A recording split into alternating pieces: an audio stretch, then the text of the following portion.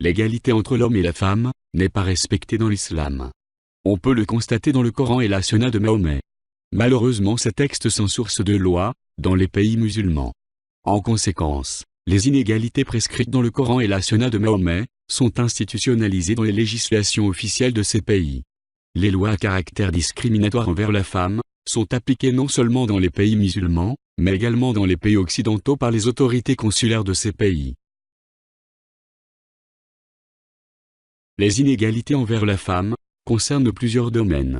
On peut citer la polygamie, qui permet à l'homme d'avoir plusieurs épouses. On peut également citer l'héritage, où la part de la femme est la moitié de celle de l'homme, ainsi que la répudiation, où l'épouse est renvoyée, selon le bon vouloir de l'homme.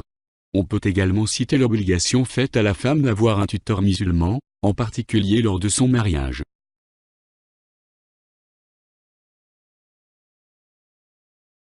L'islam continue à prescrire les châtiments corporels, conformément au Coran et à la Sunna de Mahomet.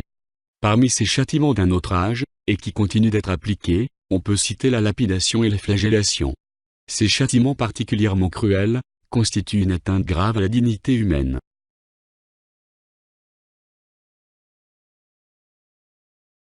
Dans l'émission intitulée « Temps présent », diffusée sur la télévision suisse romande, les journalistes ont abordé quelques questions qui concernent ce domaine des lois contraires à la dignité humaine et à l'égalité homme-femme. L'émission date du 30 avril 2015. Elle est intitulée « Mon imam chez les Helvètes ». Pour illustrer l'enseignement de ces prescriptions de l'islam, ainsi que la position des associations musulmanes en Suisse, on prendra des extraits de cette émission. Dans ces extraits, on abordera les atteintes à la dignité humaine à travers les châtiments corporels, et la violation du principe d'égalité entre l'homme et la femme.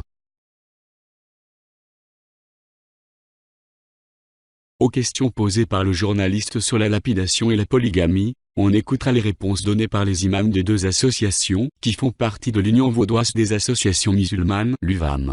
L'imam du Centre islamique et culturel turc de Lausanne, et l'imam du complexe culturel musulman de Lausanne. Ce complexe est particulièrement important, parce qu'il inclut une école qui enseigne le Coran aux enfants et aux adultes, ainsi que la jurisprudence musulmane, et les préceptes de la charia.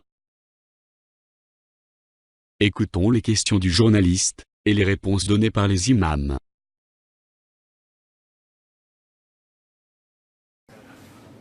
Nous avons voulu sonder ce besoin de clarification dont parle Hafid Ouardiri. Et pour ce faire, nous avons réuni dans ce qu'on peut appeler un quiz islam les questions qui font polémique afin de tester les réactions. Et vous allez l'entendre, les réponses ne sont pas vraiment rassurantes. C'est les questions qui fâchent et sur lesquelles... J'ai droit au joker ou pas? Vous avez droit à tout.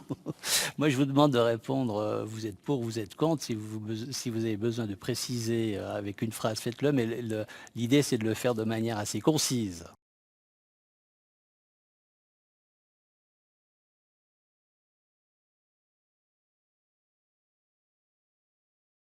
Est-ce qu'il est pour ou contre la lapidation? Hayır veya evet demeniz gerekiyor. Yani bu Je refuse de répondre par oui ou par non. On parle de ce genre de sujet depuis longtemps. Depuis des siècles, des théologiens, des islamologues, des sociologues travaillent là-dessus et ont répondu à ces questions. Donc moi, je ne peux pas résumer et répondre par un oui ou par un non. Çok fazla konuşulan meseleler. Ça fait des siècles qu'on parle de ce Oui, sujet. compliqué. C'est difficile pour moi de dire. Evet ve hayırla Parce qu'on geçiştirilebilecek peut şeyler pas değil. le trancher comme ça, oui ou non. Et c'est votre opinion qui m'intéresse, voilà, on n'est pas votre avis, votre opinion, vos convictions personnelles. Alors, pour ou contre la lapidation? Joker.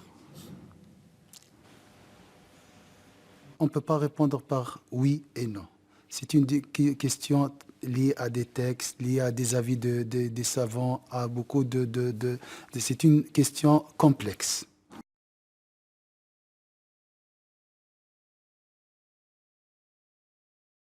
Pour ou contre la polygamie? En Suisse? En principe, en Suisse ou ailleurs. Joker. Pourquoi le joker en l'occurrence?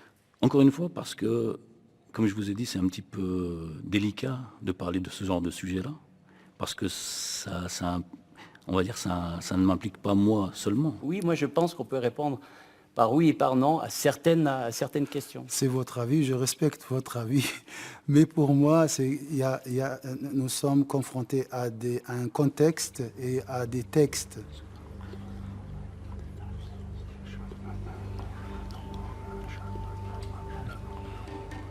Lapidation, burqa, polygamie, impossible d'obtenir des réponses claires.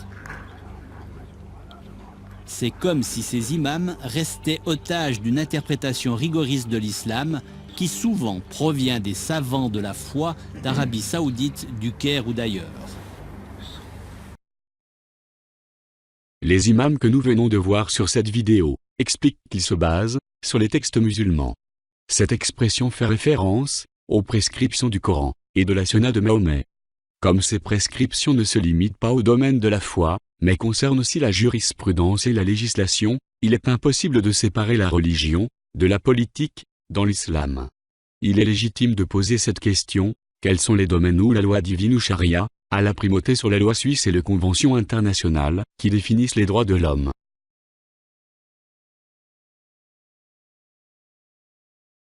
Les centres musulmans, aussi bien en Suisse qu'en Europe, disposent d'écoles qui enseignent le Coran aux enfants et aux adultes. On apprend à mémoriser et à réciter collectivement l'ensemble des sourates du Coran. L'Union vaudoise des associations musulmanes rappelle ce hadith de Mahomet qui affirme aux fidèles que « le meilleur d'entre vous est celui qui a appris le Coran et qui l'a enseigné ». Ensuite, l'Union vaudoise des associations musulmanes définit la nature sacrée du Coran. Elle donne ses précisions. Le Coran est la parole d'Allah. Il a été parfaitement préservé, tant au niveau de la forme qu'à celui de son sens. De la sorte, le Coran dont nous disposons aujourd'hui est identique à celui qui fut révélé à Mahomet. Pas une seule phrase n'a été altérée, car Dieu lui-même en a garanti la conservation. Les musulmans doivent vivre dans l'obéissance à Allah, en respectant les prescriptions divines. Le Coran se proclame le guide de toute l'humanité, pour tous les temps. L'enseignement prodigué dans cette école va encore plus loin. Il consacre des cours sur les prescriptions que fixe le Coran. On dépasse ainsi le cadre de la religion, au sens qu'on donne à ce terme en Occident. Le Coran ne se limite pas à la foi librement consentie et au culte pratiqué dans un cadre privé. Le Coran inclut la législation, ce qui signifie que les prescriptions coraniques fixent des lois qui gèrent tous les aspects de la vie, aussi bien ceux qui relèvent du domaine privé que ceux qui concernent le domaine public, comme la gouvernance, la justice, la finance, l'enseignement et même les relations avec les autres nations. En conséquence, même les alliances entre nations, ainsi que les décisions sur la paix ou la guerre, font partie des prescriptions de la charia. Les cours consacrés à l'aspect prescriptif du Coran précisent la jurisprudence et le droit musulman. Le cours enseigne que les finalités de la révélation et le but de la charia sont les objectifs suprêmes de toute la révélation divine, en particulier le Coran, qui constitue la révélation finale qu'Allah a faite au prophète Mahomet. Dans les commandements d'Allah, il faut distinguer les niveaux de l'obligation, de la recommandation et de l'interdiction. Sans cette connaissance, la compréhension de l'islam risque d'être biaisée et conduire à des erreurs grossières et parfois tragiques.